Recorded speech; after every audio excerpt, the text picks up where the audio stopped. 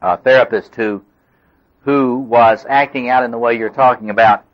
And the amazing thing was that when confronted about it by his colleagues, he couldn't understand what they were upset about. See? That's one of the expressions of grandiosity. See, when confronted, he couldn't. What's wrong with you people? This is important for these people. I'm helping them. See, and it was clearly a possession state. So that would be a good example. Codependence is a clear one.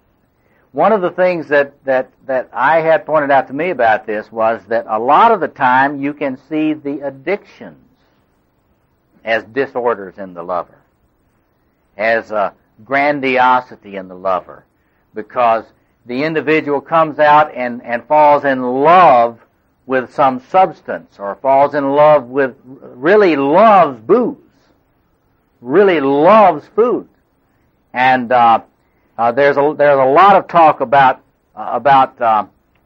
addictions as disorders of the lover. Other examples? Yes. Falling in love with love also. Falling in love with love, yes. That is, this energy is so powerful. You see, it's numinous. It's sacred when it's expressed in this form. Yes, right here. Child sexual abuse in this category. Don says, would child sexual abuse be in this category? In my view, I tend to see it there, because a lot of people say, will say that there's no love or affection in child sexual abuse. I'm not sure they're right about that. I think maybe, you see, the lover, when it is in a grandiose form, a grandiose state, it's polymorphous perverse. It could also be the warrior too. If it's a big domination thing, it would be the warrior. It could be the warrior. But a lot of the time, you see, this when one is in this state, this is the part of the self that is capable of being sexual with anything. Persons, places, things, you name it. What about the offering or the demanding of elaborate gifts and inordinate attention? Offering or demanding, I think it would be more the offering of elaborate gifts. The compulsive expression of loving. The important thing to see, and let's just discuss this now a little bit more, the important thing to see is that there's not one form that a grandiosity will take. The grandiose energies, the archetypal press, can be expressed in any of these patterns. And so rather than just seeing it as a narcissistic personality disorder, if you take a Jungian point of view, then you can see that when you're mainlining these energies like this, they can come out in any of these ways. Now let's do something a little different before we stop. We've been emphasizing what happens when you're mainlining, when you're shooting up this archetypal energy and it comes out in one or the other of these forms. What about when you're not getting enough of the archetypal energy in these different configurations? Remember when John was talking about spirituality as putting you in touch with the energy for life, what happens when you don't get enough energy to light up these configurations? Let's go through them again. What would you say? What happens to an individual? How would you tell an individual who was out of touch with archetypal energy in this one? Give me an example. Well, how so? She says, Mr. Milquetoast. How so? How is that not getting energy here? Yeah. No, okay. She says not doing anything, being flat. One of the things that you could argue is that an individual who has no power drive probably has no energy going into this configuration of the king. No power drive, no expression of attempt to build anything. If an individual has no impetus to build anything at all, then this is not being fueled by archetypal energy. Child abandonment is very interesting. That is, the individual simply is not experiencing any of their king or queen circuits.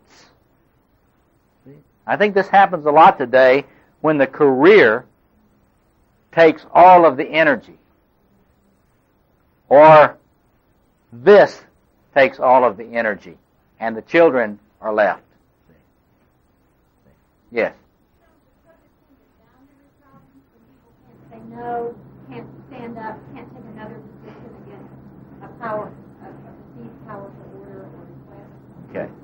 In other words, dependency will often be a manifestation. Inability to stand up to some other initiative would be an example. If you have a lot of king or queen energy, it's not easy to run over you. You have your own. If you have a lot of king or queen energy, you're pretty centered. One thing about you, even if you have it in a pathological form,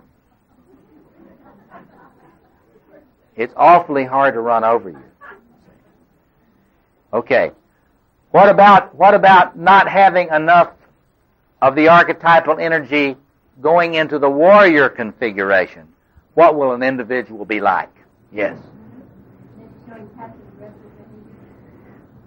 You're all very good tonight. She says, passive-aggressive behavior. Absolutely right. And if you got somebody that's passive-aggressive, this is not being fueled enough with archetypal energy.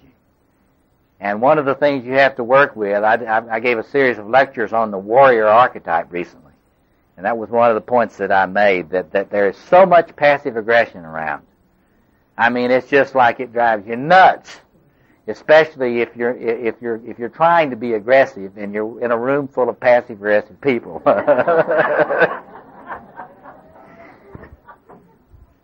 It's a committee.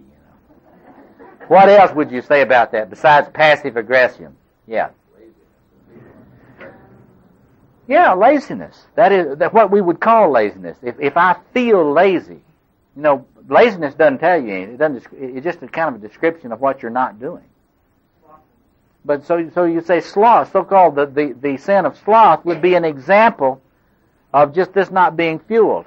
In other words, if this is being fueled, you won't have a feeling of aimlessness, because the warrior part of you will find the mission.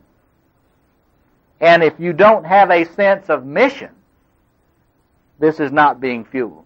See? Anything else you can see there? Apathy would be another example. Depression can often come under that. I think depression is a manifestation can come off of all of these, because see, depression to me is a clear manifestation that the individual is just not got the spigot turned on enough. They're not lighting up enough. Yes, back here. Excuse me. Non-competitive, she says. In other words, if you tend to be a person that just has a hard time understanding why anybody would want to compete in anything, the chances are this is not getting fueled. The warrior spirit enjoys it. Kind of gets off on it. Procrastination is another example. In other words, if you're having trouble completing things, I know nobody here has that problem, but if you have trouble getting projects completed, this would not be getting fueled. What about this one? Yes.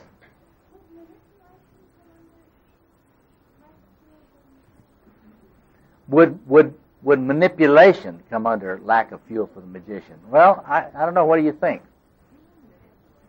Being manipulated might be. And they say allowing oneself to be manipulated. See, what would happen is you would not be very reflective. If this is not being fueled, You won't think a lot.